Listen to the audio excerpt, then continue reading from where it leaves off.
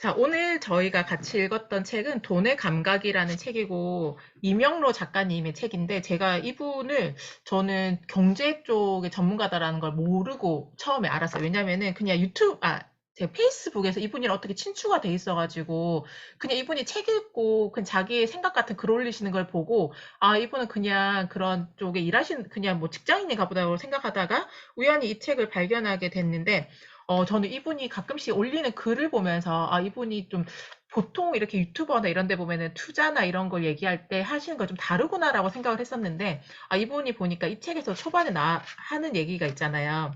본인이 돈이라는 건, 경제라는 거는 결국에는 핵심은 돈이고, 이 돈을 이제 거래를 사고 파는 행위인데, 이 사고 파는 행위가 과연 누구한테, 결국엔 사람에게서 일어난다. 그래서 경제라는 거는 결국에는 사람의 힘으로 움직이는 건데, 이 움직일 때 제일 중요한 거는 인문학적 관점과 심리적인 관점이 되게 중요하다라고 이야기를 했거든요. 그래서 우리가 보면은 경제 전문가 분들이 보면은 심리 공부를 의외로 꽤 많이 해요. 사람들이 언제 투자해야 되고, 아까 보면은 아까 그 현영도 얘기했잖아요. 언제 나와야 될지 모르겠다. 그 언제 나와야 될지 모르겠다가 이제는 심리적인 관점으로 봐야 되지. 내가 왜 못 나오고 있는가. 결국은 내가 나오고 나면은 늘 오르는 이상한 이런 법칙 때문에 또 내가 그때 스트레스 받지 않을까. 내가 팔고 나서 오르면은 사실 더 짜증나잖아. 내가 얼마를 더 벌 수 있었는데라는 것 때문에. 자, 그러면은 내 마인드를 컨트롤하고 내가 이제 약간 AI나 기계처럼 투자를 할 수 있는 그런 스스로가 컨트롤 될 수 있는 그런 것들을 알아보고 이런 것들도 심리에 되게 중요한 부분이고 언제 사람들이 사는지, 언제 파는지, 그리고 결국에는 경제 주체들도 사람들이기 때문에 뭐 국가가 운영되는 것도 사람으로서 운영이 되고 그래서 여러 부분에서도 보면은 경제라는 거는 결국에는 사람의 힘으로 되기 때문에 이런 인문학적 관점과 심리적 관점이 되게 중요하다. 그래서 이 책이 다른 지난달에 읽었던 책이랑 중복되는 내용들이 사실 좀 있거든요. 그럼에도 다르게 느껴지는 이유는 이분은 인문학적 관점으로 해서 역사적인 기반이나 이런 이야기들이 아마 중간중간에 계속 들어가 있어요. 그래서 돈이 생겼던 초반에 대한 이야기들도 영국과 프랑스 이야기들을 하면서 버블이나 이런 것들이 어떻게 생기게 됐었는지 이런 것들을 외워라가 아니라 사례로 얘기를 해주는 건 거예요. 그래서 돈이라는 건 이렇게 시작이 되었어요라는 것들을 이야기를 해주고 있고 결국에는 여기 계시는 분들도 내가 돈을 잘 벌고 싶어라는 거에서 내가 직업적으로 잘 벌고 싶은 것보다는 투자 관점이나 내가 뭔가 새로운 것들 뭐 투자나 아니면은 그 재테크 이런 것들을 통해서 내가 좀 돈을 많이 좀 재산을 축적하고 싶고 내가 노후를 편안하게 하고 싶고 이제 이러고 싶다라는 생각으로 아마 경제 공부를 하실 거예요. 아마 직장에서 내가 돈을 좀 더 진급을 하고 싶어, 성과를 내고 싶어라고 하시는 분들은 아마 다른 영역의 책들을 더 많이 읽으시겠죠. 그래서 결국은 돈의 흐름을 잘 이해하지. 결국엔 돈이라는 이 본질적 가치를 잘 이해를 해야지만 우리가 돈에 대한 감각이 생기고 투자를 어떻게 해야 될지가 생긴다는 거예요. 아까 현영님 말씀하셨던 것처럼 시중에 많이 융통됐을 때는 어떤 쪽이 또 사람들이 투자를 많이 하고 돈이 없을 때는 또 어떤 데에 또 투자를 하게 되고 또 그 다음에 모든 상황이 안 좋았을 때 어디에 달러가 이제 올라가고 이런 것들에 대한 나만의 시각을 갖고 있는 거 만드는 게 되게 중요한데 그걸 미리 만들지 못하면 어떤 현상이 생기냐. 다른 사람이 뉴스에서 얘기하거나 유튜브에서 얘기할 때 지금 자기 타이밍이다 얘기를 했어요. 근데 그 타이밍입니다라고 얘기한 그 순간 이미 타이밍이 지나버렸거든요. 그래서 미리 예측하는 게 투자에서도 무엇보다 중요한데 그런 관점을 갖기 위해서는 돈이 갖고 있는 기능, 돈이 어떤 건지를 제대로 잘 알아야 된다라는 의미에서 아마 이 책을 쓰시지 않았을까라고 생각이 들어요. 그래서 돈의 역사에 대해서 앞에 쭉 얘기를 하는데, 사실 돈이 이렇게 가치가 있게 된 걸 보면은, 모든 건 우리는 다 돈으로 생각하잖아요. 여기서 아까 예시로 나와 있던 질문 중에 저는 뼈 때렸던 게, 그거 돈이 돼? 이 얘기.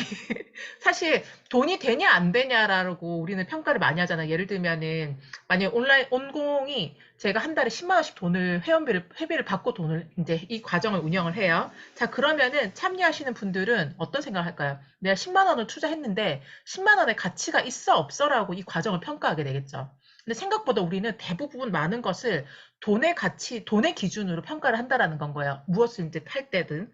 근데 이제 그러다 보니까 돈이라는 거에 대한 가치 자체가 너무 많이 생각보다 이제 가치가 사람보다 오히려 보면 요즘에 더 많이 존중받고 있는 상황이 되어버린 건 거죠. 돈을 많이 갖고 있는 사람도 존경을 더 받는 것처럼, 되는 것처럼. 그만큼 이제 돈이라는 것이 우리의 일상에서 모든 것들을 다 통제하고 있게 되어 있어요, 이미. 그래서 우리가 이제 이 돈에 대한 가치를 잘 이해해야 되고, 그리고 이게 어떻게 해서 내 것으로 만들 것인가에 대한 건데, 여기에서 얘기하는 거는 결국에는 그럼 돈이 어떻게 융통되고 흐름이 이제 융통되고 있는지를 잘 봐야 되는데, 결국에 돈이라는 거는 빚으로부터 시작이 되었다라고 이야기를 하고 있어요. 이 빚이라는 것도 처음에 누가 맨 처음 빚을 지었을까? 정부겠죠. 정부에서 빚을 질 때 이 빚을 누구한테 지냐? 중앙은행, 우리나라 같은 경우는 한국은행이겠죠. 한국은행에서 이제 우리가 지금 얘기하는 채권, 국채를 발행을 해서 내가 내년에 이런 사업을 진행을 할 거야. 자, 예를 들면 우리나라가 한창 경기가 활성화가 되어요. 그래서 도로도 닦아야 되고, 건물도 세워야 되고, 생산적인 것들을 계속 해야 돼. 근데 나라에 돈이 없어. 돈이 없으니까 나라에서는 한국은행에서 우리가 이제 도로 이거 지으면은 나중에 차들이 얼마큼이나 지나다닐 거고 통행료로 얼마를 받을 거야. 그럼 통행료로 내가 이걸 갚아낼게. 라고 하면서 그런 계획이 있겠죠. 그러면은 한국은행에서 돈을 빌려줘요. 그러면은 정부에서 돈을 받은 걸 가지고 무엇을 하냐. 이제 기업에다가 또 돈을 주겠죠. 왜냐면 도로는 정부에서 만드는 게 아니니까. 기업에서 도로를 닦고 막 도로를 만들어요. 그러면은 그 도로를 만든 다음에 그럼 그 대금을 이제 지급을 하겠죠. 정부에서는. 그럼 기업에서는 그 돈을 가지고 내가 돈을 벌었잖아요. 그럼 그 돈이 다시 은행으로 들어가지겠죠. 우리가 저금을 하는 거겠죠. 그리고 일부는 직원들에게 또 인건비도 줄 거고 그렇게 되면서 계속 돈이 이렇게 돌고 돌아요. 이렇게 돌고 돌 수 있게끔 만드는데 정부는 돈을 쓸 때 기본적으로 이게 우리가 생산적으로 쓰고 있나 쓰고 있지 않나라는 거에 대해서 되게 중요하게 생각한다고 얘기했어요. 그게 아까 회장님 얘기했던 것처럼 GDP예요.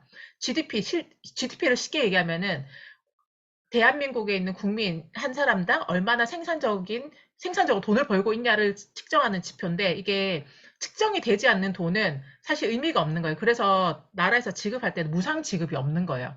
무상으로 지급해도 이게 현금으로 주는 거는 거의 역사상도 거의 없었을 거예요. 이번에 코로나 때 처음으로 우리 현금 지급 받았잖아요. 근데 현금 지급 받을 때도 반발도 되게 많았고 말도 되게 많았었어요. 왜냐하면 이거는 현금으로 줘도 이게 나라에서 우리가 생산적으로 내가 번 돈이 아니잖아요. 그러다 보니까 이게 측정이 되지 않고 측정이 되지 않으면 국가의 신용도에는 아무런 영향을 끼치지 않기 때문에. 그래서 국가가 신용 등급이 좋으면 좋을수록 우리는 또 대출을 받을 수 있어요. 한국은행에서 뿐만이 아니라 외국에서도 달러로도 대출을 받을 수 있어요. 그래서 이 대출을 잘 받기 위해서는 나라도 개인처럼 신용 관리를 잘 해야 된다. 그래서 이 신용 관리 잘 되었을 때 내가 받을 수 있는 만큼 대출을 받아서 뭔가 생산적인 데 소비를 하고 투자를 한다라고 보시면 될 것 같습니다.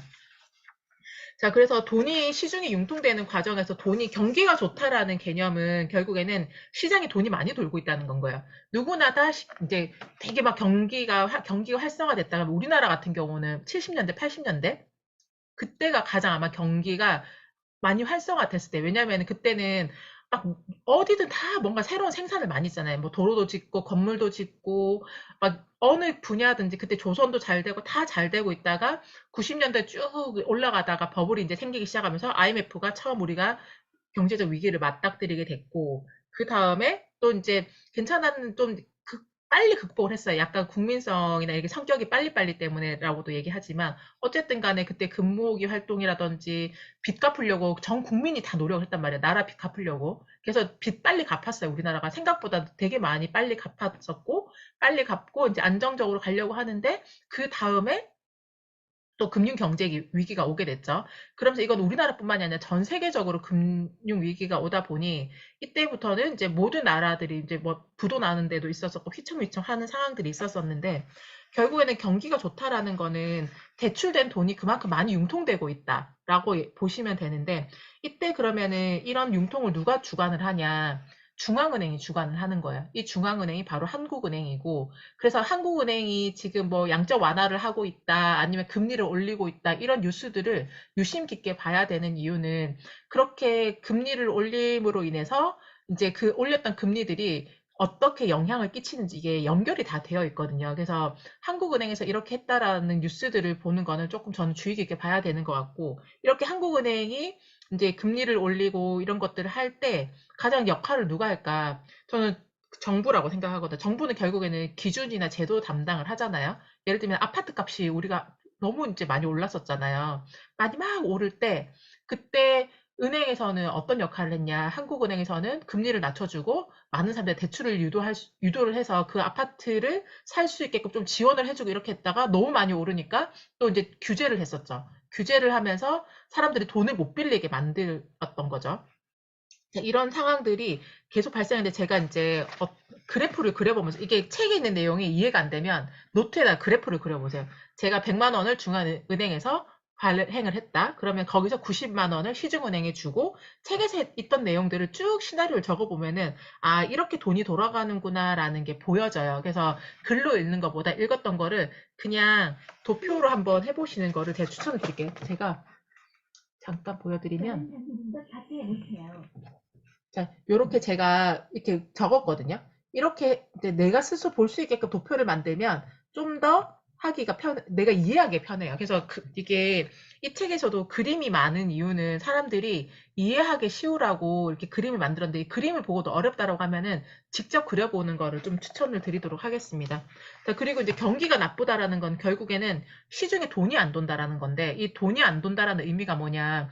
뭔가 생산을 해낼 수 있는 여력이 안 된다라는 거거든요. 그러면 물가는 계속 올라가고 돈은 이제 시중에 없어지고 사람들이 결국은 돈을 다 갚아버리고 우리가 경제가 돌아가는데 예를 들어 1,000만 원이라는 돈이 있어야 되는데 1,000만 원이라는 돈이 없는 거예요. 계속 사람들이 빚을 다 갚아버리니까 이게 뭐 900만 원이 됐다가 800만 원이 됐다가 700만 원이 됐다가 그러면은 시중에 있는 돈 700만 원밖에 없는데 우리는 1,000만 원치 소비를 해야 된다라는 거거든요. 어쨌든 간에 그동안에 유지를 하려면 이제 그런데 돈이 없다 보니까 어떤 돈의 가치가 계속 올라가고 상품의 가치는 떨어지게 될 수밖에 없게 됩니다. 그래서 이렇게 되면은 여기서 말하는 디플레이션이라는 상황이 오게 됩니다. 물가가 계속 떨어지고 있고 이 물가는 떨어지는데 돈의 가치는 올라가게 되고 이런 상황들이 생기게 되면은 사람들이 이제 아무리 생산을 해내도 이제 사가는 사람이 없잖아요. 네. 이렇게 되면 지금 제가 이게 제대로 설명을 드리고 있는 게 맞나요? 현영님? 갑자기 제가 이게 제가 지금 갑자기 헷갈려가지고 지금 당황했어. 자, 현님 제가 지금 제대로 설명하고 있는 게 맞나요? 아, 이게 그 응, 아니, 저희 판단할 지금 역량은 안 되는데, 응, 지금 상황이랑 조금 이게 응, 다르니까 응, 저도 이해하는 데 있어서 이게 응, 잘 이렇게 접목이 안 되는 것 같은데, 그게 이제 물가가 떨어지면서 디플레이션도 있고, 물가가 오르면서, 그러니까 인플레이션이 오면서 그것도 있잖아요. 응. 디플레이션과 인플레이션이 갑자기 순간 어, 저 내가 네. 설명 제대로 하고 있는 게 맞나라는 순간 갑자기 네네. 현타가 와가지고 예. 자 이럴 수도 있어요. 아직까지 제가 완벽하게 이게 마스터가 안 됐기 때문에 이해해 주시기를 바랍니다. 자 그래서 이렇게 물건의 값이 가치가 떨어지는 거예요. 돈이 올라가면, 돈의 가치가 올라가면. 근데 지금 상황은 우리가 어떤가요? 물건의 값이 올라가고 돈의 가치가 떨어진 상황이잖아요. 그게 인플레이션이잖아요. 맞죠? 네. 그래서 우리가 물건을 하나 살 때 너무 물건값이 올라가지고 살 수 있는 게 없어라고 우리 지금 요즘 맨날 얘기하는 거 있잖아요. 그래서 물가가 7% 올랐어요, 8% 올랐어요라고 하는 것들. 그래서 이런 상황들이 지금 돈이 시중에 많이 융통이 되고 있다, 융통이 되지 않고 있다라고 생각했을 때 어떻게 되는지는 다음 챕터에서 그 부분을 설명을 해줄 겁니다. 제가 지금 갑자기 이걸 정리하다가 헷갈려가지고 다음 이제 2장에서 이 부분에 대해서 이야기를 한다라고 저자가 마지막에 얘기를 해줘서 그 부분에 대해서는 목요일 날 다시 이야기를 나눠보도록 하겠습니다.